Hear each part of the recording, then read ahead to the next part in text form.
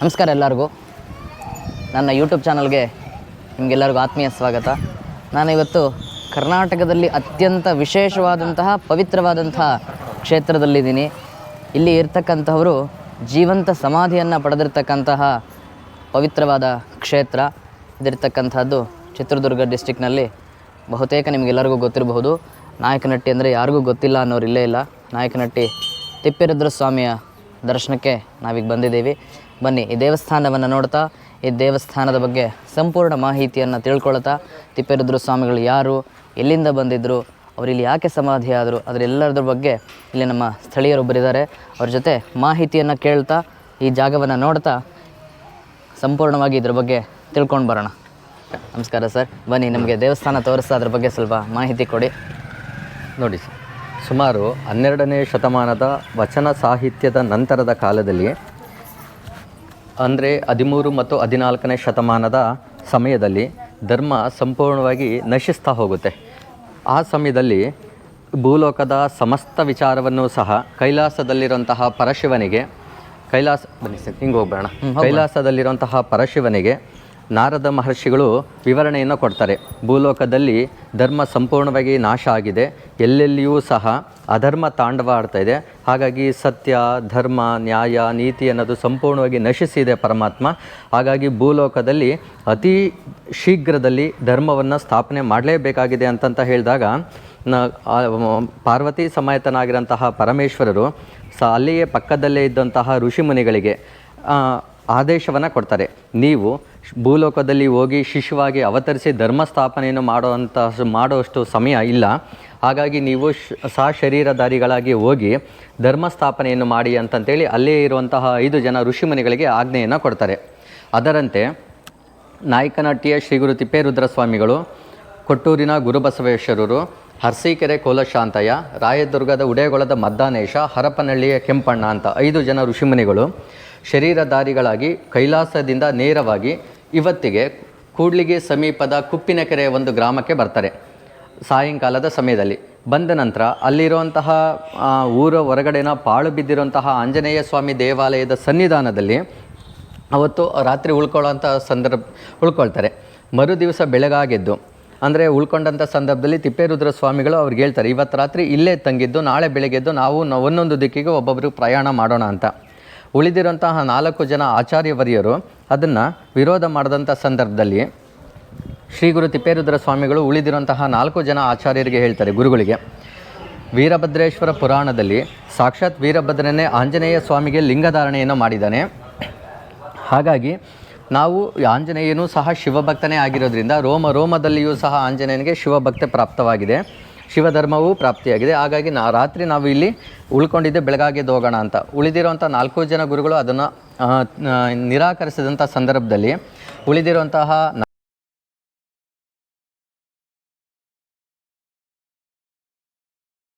ನಮಃ ಸೋಮಾಯ ರುದ್ರಾಯ ಮಹಾಗ್ರಾಸಾಯ ಹೇತವೇ ಪ್ರಪದ್ಯೇಹಂ ವಿರೂಪಾಕ್ಷಂ ಶರಣ್ಯಂ ಬ್ರಹ್ಮಚಾರಿಣಂ ಮಹಾದೇವಂ ಮಹಾಯೋಗಂ ಈಶಾನಂ ಅಂಬಿಕಾಪತಿಂ ಯೋಗಿನಾಂ ಯೋಗದಾತಾರಂ ಯೋಗಮಾಯಾ ಸಮಾವೃತಂ.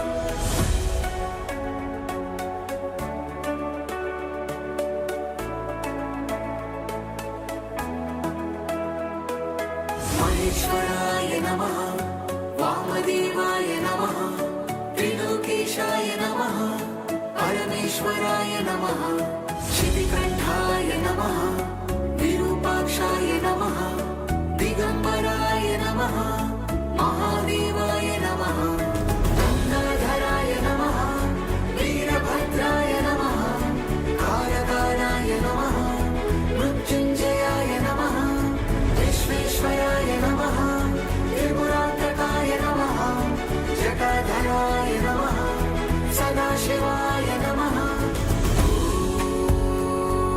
ಶಿವಾಯ ನಮಃ,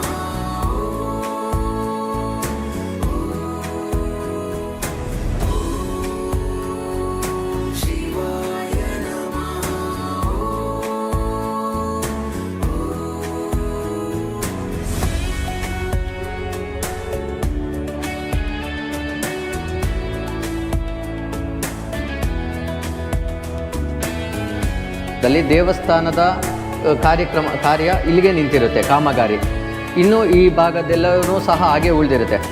ಊರ ಗ್ರಾಮದ ಹಿರಿಯರಿಗೆ ಶ್ರೀ ಗುರು ತಿಪ್ಪೇರುದ್ರ ಸ್ವಾಮಿಗಳು ಕನಸಲ್ಲಿ ಬಂದುಬಿಟ್ಟು ಊರಿನ ಹೊರಭಾಗದಲ್ಲಿ ಒಂದು ಕೆಮ್ಮಣ್ಣಿನ ದಿಬ್ಬ ಇದೆ.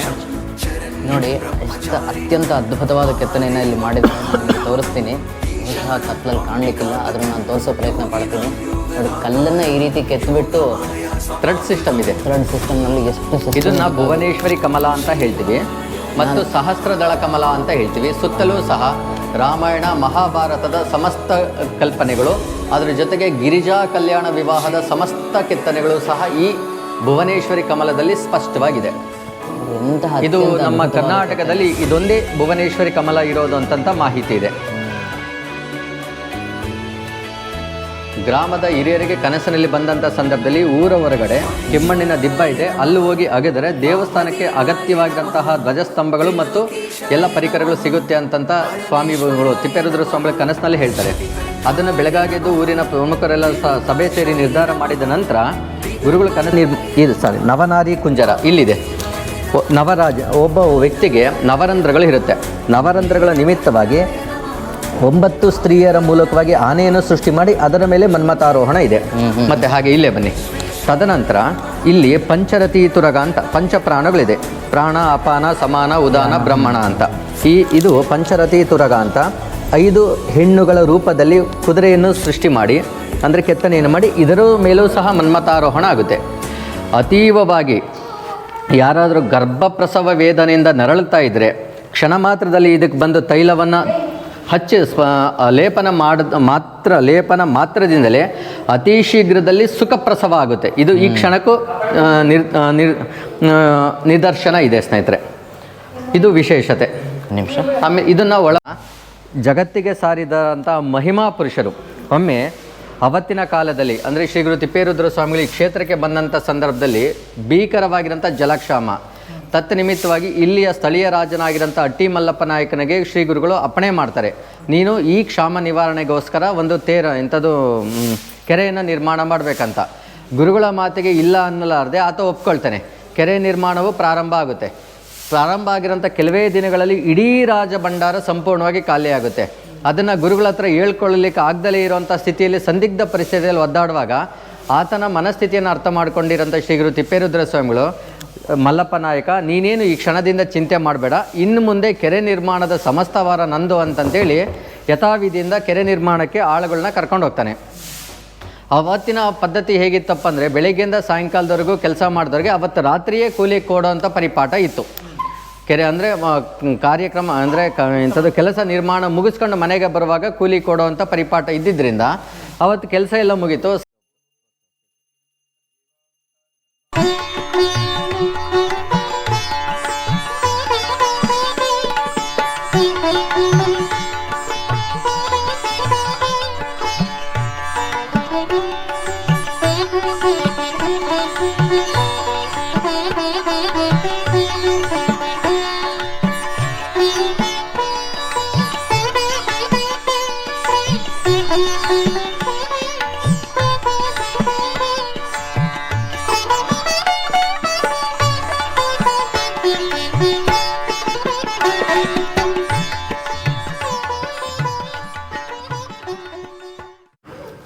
ಈ ದೇವಸ್ಥಾನದ ಇನ್ನೊಂದು ಮಹತ್ವವಾದ ವಿಶೇಷ ಏನು ಅಂತಂದರೆ, ಇಲ್ಲಿ ಫಾಲ್ಗುಣ ಮಾಸದಲ್ಲಿ ಈ ದೇವಸ್ಥಾನದ ರಥೋತ್ಸವ ನಡೆಯುತ್ತೆ.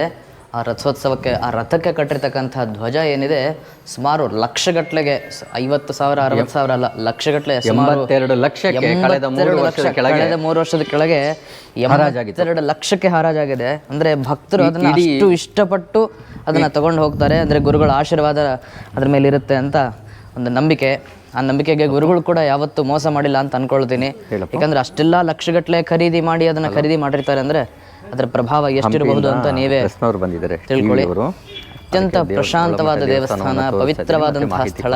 ಲೈವ್ ತಗೊಳ್ತಿದ್ದಾರಪ್ಪ, ನಾನೇ ಮಾಡ್ತೀನಿ.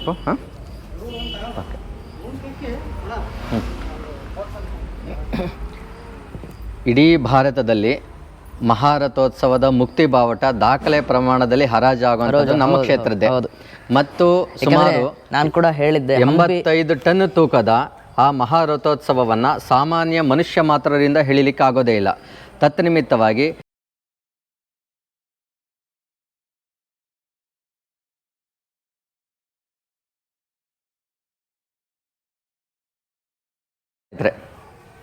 ಇಲ್ಲಿ ಬೆಳ್ಳಿದು ರಥ ಇದೆ. ಇದನ್ನು ವಿಶೇಷ ಸಂದರ್ಭಗಳಲ್ಲಿ ದೇವಸ್ಥಾನದ ಪ್ರಾಂಗಣದ ಸುತ್ತಲೂ 3 ಪ್ರದಕ್ಷಿಣಾಕಾರವಾಗಿ ಇದನ್ನು ಎಳಿತಾರೆ.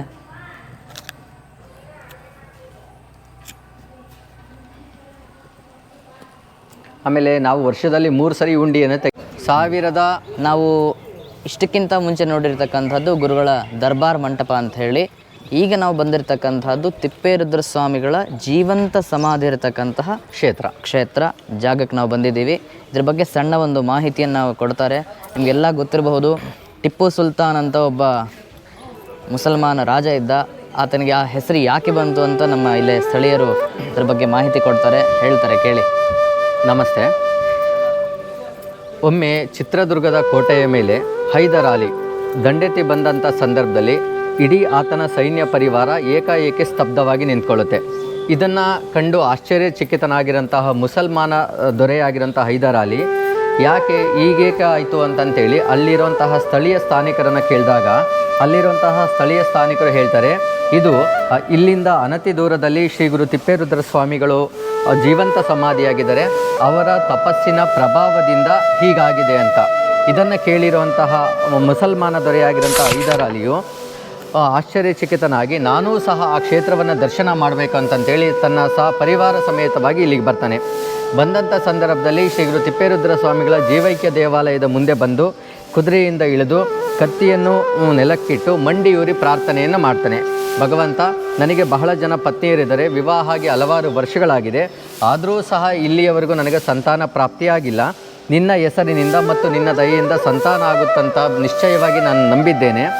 ನಿನ್ನ ದಯೆಯಿಂದ ನನಗೆ ಸಂತಾನ ಆಗಿದ್ದೇ ಆದಲ್ಲಿ ಹುಟ್ಟುವಂಥ ಮಗುವಿಗೆ ನಿನ್ನ ಹೆಸರನ್ನೇ ಇಡ್ತೀನಿ ಮತ್ತು ಈ ದೇವಾಲಯವನ್ನು ನಾನು ಪುನಃ ನಿರ್ಮಾಣ ಮಾಡಿಕೊಡ್ತೇನೆ ಅಂತ. ಹಾಗೆ ಹರಕೆಯನ್ನು ಮಾಡಿಕೊಂಡು ಹೋಗಿರೋಂಥ ಹೈದರ್ ಅಲಿಗೆ ವರ್ಷ ತುಂಬದರೊಳಗೆ ಸಂತಾನ ಪ್ರಾಪ್ತಿಯಾಗುತ್ತೆ, ಅದು ಪುತ್ರ ಸಂತಾನ ಪ್ರಾಪ್ತಿಯಾಗುತ್ತೆ. ಹಾಗಾಗಿ ಅವತ್ತು ಹಿಂದೆ ನಿಶ್ಚಯ ಮಾಡಿರುವಂತಹ ನಿರ್ಧಾರದ ನಿಶ್ಚಯದಂತೆ ಹೈದರ್ ಅಲಿಯು ಹುಟ್ಟಿರುವಂತಹ ತನ್ನ ಮಗುವಿಗೆ ಹಿಂದೂ ಧರ್ಮದ ಪ್ರಕಾರ ಟಿಪ್ಪು ಎಂತಲೂ, ಮುಸಲ್ಮಾನ ಧರ್ಮದ ಪ್ರಕಾರ ಸುಲ್ತಾನ್ ಅಂತ ಹೆಸರಿಟ್ಟು ಇಂಡೋ ಇಸ್ಲಾಮಿಕ್ ಶೈಲಿಯಲ್ಲಿ ಈ ದೇವಾಲಯವನ್ನು ನಿರ್ಮಾಣ ಮಾಡಿಕೊಟ್ಟಿದ್ದಾನೆ. ಇದು ಈ ಕ್ಷೇತ್ರದ ಐತಿಹ್ಯ.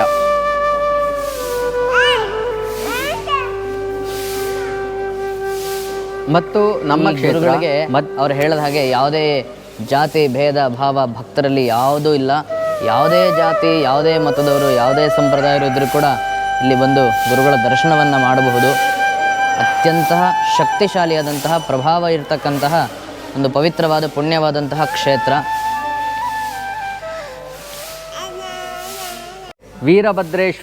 ವೀರಭದ್ರ ಪುರಾಣದಲ್ಲಿ ಸಾಕ್ಷಾತ್ ವೀರಭದ್ರ ಸ್ವಾಮಿಯು ಲಿಂಗಧಾರಣೆಯನ್ನು ಆಂಜನೇಯನಿಗೆ ಮಾಡಿದ್ದರು ಪ್ರಥಮವಾಗಿ. ಅದು ಯಾವುದೋ ಕೃತಯುಗದಲ್ಲಿ. ಈ ಕಲಿಯುಗದಲ್ಲಿ ಈ ಪಂಚಗಣಾಧೀಶರ ಅಮೃತ ಹಸ್ತದಿಂದ ಆಂಜನೇಯನಿಗೆ ಲಿಂಗಧಾರಣೆ. ಇಲ್ಲಿ ಇದು ವಿಶೇಷವಾಗಿ ಶ್ರೀ ಗುರು ತಿಪ್ಪೇರುದ್ರ ಸ್ವಾಮಿಗಳು ಜೀವಂತರಾಗಿ ಕ್ಷೇತ್ರ, ಅಂದರೆ ಜೀವಂತ ಸಮಾಧಿ ಕ್ಷೇತ್ರ. ನೋಡಿ, ಇಲ್ಲಿಂದ ಶ್ರೀ ಗುರು ತಿಪ್ಪೇರುದ್ರ ಸ್ವಾಮಿಗಳು ಮಂಟಪದೊಳಗೆ ಪ್ರವೇಶ ಮಾಡಿದ್ದಾರೆ. ಹಿಂದೆ ಫೋಟೋ ಇದೆಯಲ್ವಾ, ಆ ಫೋಟೋದ ಸಮೀಪದಲ್ಲಿ ಶ್ರೀ ಗುರು ತಿಪ್ಪೇರುದ್ರ ಸ್ವಾಮಿಗಳು ಈ ಕ್ಷಣಕ್ಕೂ ಸಹ ಸಹಜ ಶಿವಯೋಗದಲ್ಲಿ ಕೂತಿದ್ದಾರೆ. ಸಾಮಾನ್ಯವಾಗಿ ವೀರಶೈವ ಪರಂಪರೆಯೊಳಗೆ ಜೀವಂತ ಸಮಾಧಿ ಅನ್ನೋದು ಒಂದು ವಿಶೇಷ, ಕೊನೆಯ ನಿರ್ವಾಣ. ಹಾಗಾಗಿ ಈ ಶ್ರೀ ಗುರು ತಿಪ್ಪೇರುದ್ರ ಸ್ವಾಮಿಗಳು ಸಹ ಇಲ್ಲಿಯೇ ಜೀವಂತ ಸಮಾಧಿಯಾಗಿರೋಂಥ ಕ್ಷೇತ್ರ ಆಗಿದೆ. ಆಮೇಲೆ ಇನ್ನೊಂದು ವಿಶೇಷ ಏನಪ್ಪ ಅಂತಂದರೆ, ಮೊದಲು ನೋಡಿರೋಂಥ ಮಠ ಇದೆಯಲ್ಲ, ಅದು ವೀರಶೈವ ಪರಂಪರೆಯವರು ಪೂಜೆ ಮಾಡ್ತಾರೆ. ಈ ಜೀವಂತ ಸಮಾಧಿ ಗದ್ದಿಗೆಯನ್ನು ನಮ್ಮ ವಾಲ್ಮೀಕಿ ಪರಂಪರೆಯವರು ಪೂಜೆ ಮಾಡ್ತಾರೆ. ಸ್ವಾಮಿಗಳು ತಪಸ್ಸು ಮಾಡಿರೋಂಥ ಜಾಗ ಇದೆ, ಏಕಾಂತೇಶ್ವರ ಮಠ ಅಂತ. ಅಲ್ಲಿ ವೀರಶೈವರಲ್ಲಿ ಗುರು ಪರಂಪರೆಯ ಜಂಗಮ ಪರಂಪರೆಯವರು ಪೂಜೆ ಮಾಡ್ತಾರೆ. ಅಂದರೆ ನಮ್ಮಲ್ಲಿ ಯಾವುದೇ ಕಾರಣಕ್ಕೂ ಸಹ ಜಾತಿ ಭೇದ ಆಗಲಿ, ವರ್ಗಭೇದ, ಲಿಂಗಭೇದ ಯಾವುದೂ ಇಲ್ಲದೆ ಎಲ್ಲರನ್ನೂ ಸಹ ಸಮಾನ ತತ್ವದ ಆಧಾರದ ಮೇಲೆ ಕಾಣುವಂಥ ಕ್ಷೇತ್ರ ಆಗಿದೆ. ಇದು ನಮ್ಮಲ್ಲಿ ಇರೋಂಥ ವಿಶೇಷ.